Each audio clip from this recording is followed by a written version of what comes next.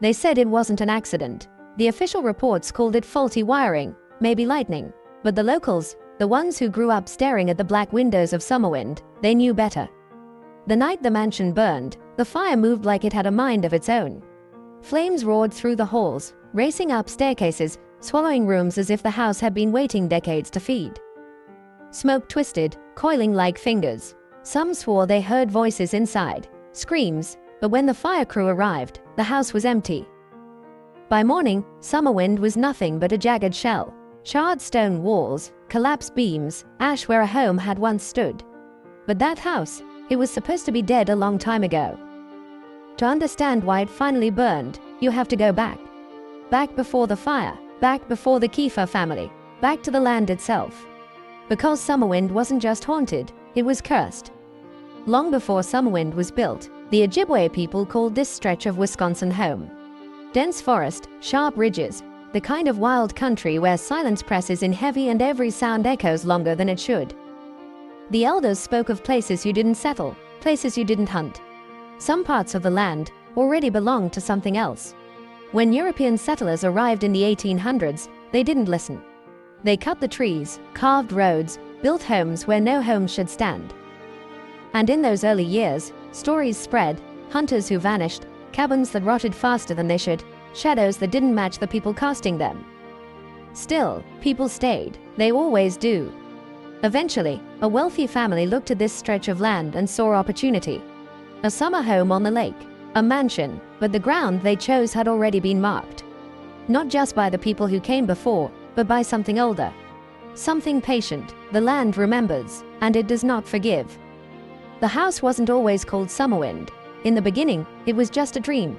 Grand stone walls, wide windows overlooking the lake, a retreat meant to impress visitors and show off wealth. But even in its earliest years, there were cracks. The Lamberts, the family who commissioned it, never truly lived there. Servants whispered about footsteps echoing in empty corridors, doors that locked themselves, windows that shattered for no reason.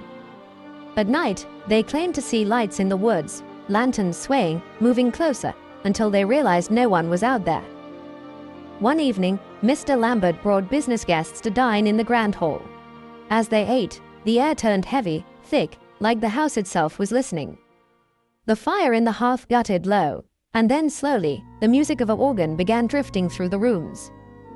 The problem was, no one in the family played. The men followed the sound, searching each hallway, each room, but the music always stayed just a few steps ahead, until it stopped. Nothing remained, just silence. That night, Mr. Lambert confessed to his wife that he'd seen something. A figure, tall, thin, at the far end of the hallway, always just out of reach. When she asked what it looked like, he said one word. Wrong. The Lamberts stayed less and less, stopped hosting guests, and eventually left altogether. The mansion was locked, cold, waiting for its next family. In 1916, Robert Patterson Lamont, a prominent executive and future U.S. Secretary of Commerce, purchased a fishing lodge on the shores of West Bay Lake. He enlisted Chicago architects, Tallmadge and Watson, to remodel the property into a sprawling summer estate, complete with servants' quarters and expansive lake views. But the Lamont's dream home soon became a source of unease. Servants reported noises, objects moving on their own, and an overwhelming sense of being watched. One evening, as Robert and his wife dined, a faint sound came from the basement. They were startled by a tall, shadowy figure in the doorway, unnaturally tall, dressed in black, emanating malevolence. In panic, Robert fired 2 shots at the apparition. It vanished, but the bullet holes remained in the basement door for years, a grim reminder of that night. Disturbed by this encounter, the Lamonts left and never returned. The mansion, now called Summerwind, stood vacant for nearly 4 decades, decaying while its haunted reputation solidified. Years later, Arnold and Ginger Kiefer, with their 6 children, moved in. From the very first night, the house seemed alive. The walls whispered their presence, faint at first, like a breeze through the trees, but always there. Shadows darted just beyond the corners of their eyes, never fully forming, never fully leaving. Doors slammed on their own, sometimes trapping a family member in a room for what felt like hours. Others locked without explanation, leaving children to cry behind wooden barriers as parents scrambled to free them. Dark thoughts pressed down on them, not thoughts they had brought with them, but intrusions. fleeting, violent impulses aimed at loved ones. Sudden surges of anger or despair that seemed to belong to someone else entirely. Arnold would grip the staircase railing, staring at his children, feeling a wave of terror that he might lash out, only to shake it off. Ginger, too, felt the intrusion, waking in the night with her hands shaking, unsure if it was her own mind or something pressing into her thoughts from the shadows. The cold touches were worse. Sometimes a hand brushed her shoulder so firmly she yelped, yet when she turned, no one was there. Children complained of icy fingers running down their backs, of someone pulling the blankets off them in the dead of night. The house seemed to crawl across their skin, both real and imagined, a terror that made them doubt their own senses. Then came the organ, silent for decades. It sometimes awakened without warning. Its low, mournful tones echoed through the halls. Notes bent strangely, almost speaking, almost pleading. Children woke crying with exhaustion. Parents rushed to find no one at the keys. Arnold himself became obsessed with the organ. Night after night, he would sit at the organ, compelled to play. Hours passed in frenzied melodies, leaving the family sleepless and leaving the house vibrating with something they could not name. And always, there was Lilac Lucy, sometimes in the hall, sometimes in the gardens, always just at the edge of sight. Her flowing lilac dress moved as though caught in a breeze that could not exist indoors. Her eyes, when glimpsed, carried a calm that chilled instead of comforted. Objects moved, plates fell from shelves, books slid from tables, chairs tipped over. Sometimes the disturbances felt purposeful, almost like warnings. One night, Ginger found her youngest child asleep in a corner, curled around a doll that hadn't existed earlier. The psychological toll grew. Arguments flared over trivial things, small frustrations magnified into anger that wasn't fully understood. Every member of the family sensed an invisible pressure, testing their patience, their will to stay, their sanity. Finally, the climax came. Shadows crowded the hallways. The organ's music rose to a discordant wail, filling every room, pressing against ears and chests. Doors locked. Children screamed. The temperature dropped suddenly, and breath hung like mist in the air. In a panic, Arnold gathered the family. Coats, blankets, everything left behind in an attempt to escape.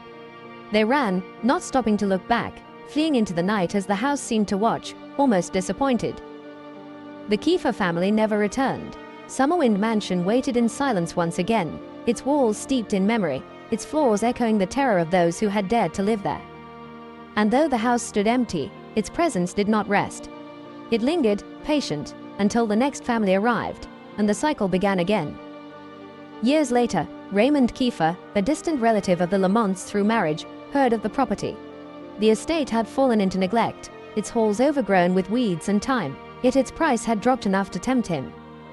Raymond was curious, not just as a businessman, but drawn to the strange stories that clung to Summerwind like moss. With him came his son, Ray Jr., eager to explore the grounds, perhaps to escape the routines of city life. They purchased the estate with hopes of restoration, unaware that the walls remembered every family that had lived there. Shadows moved where there should have been none, and cold drafts cut through rooms with no open windows. Almost immediately, father and son realized the stories were true, or at least true enough to leave their mark.